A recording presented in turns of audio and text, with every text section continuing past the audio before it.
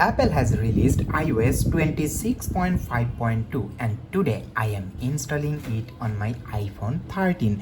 Unlike my older iPhone SE, I am expecting this phone to handle the update much better. But after reading what users have been saying online, I am still curious. Will this update finally improve performance or introduce new problems? Before we begin, don't forget to like this video and subscribe to Galaxy Station for honest software reviews. Let's install iOS 26.5.2. The update is downloading right now. And while we wait, let's talk about what Apple actually introduces. There is not a feature pack update inside 26.5.2. Instead, Apple focused on security, stability, and bug fixes.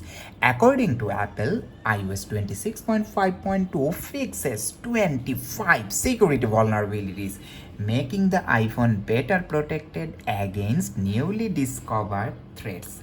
Apple has also started releasing security updates faster than before because AI is making cyber attacks more complicated. Before making this video, I have checked what iPhone 13 users are reporting. The good news is that many users say their iPhones feel smoother after recent updates, especially after the day 1 or 2. However, not everyone has the same experience. Some users still mention temporary battery drain, slight heating, or occasional UI lag immediately after updating.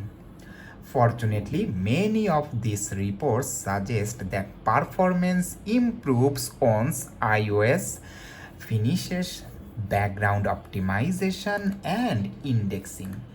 Personally, I think this update makes sense. You are not installing it for flashy new features. You are installing it to keep your iPhone secure, stable, and up to date. If your iPhone 13 is already running iOS 26, this is relatively low risk maintenance update. So as you can see, my phone needs about 20 minutes for the update process. So I will not bother you for the review. My update videos are mainly precautionary.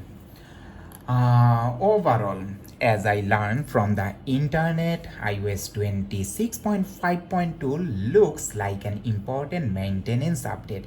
If your iPhone, I would recommend installing it for the latest security improvements.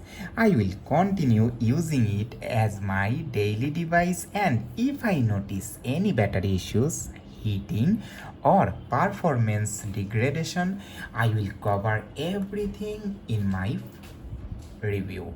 If you have already updated your iPhone, let me know your experience in the comments. Did your iPhone 13 get smoother or did you notice any issues? If you enjoyed this video, don't forget to like and subscribe, and I will see you in the next one.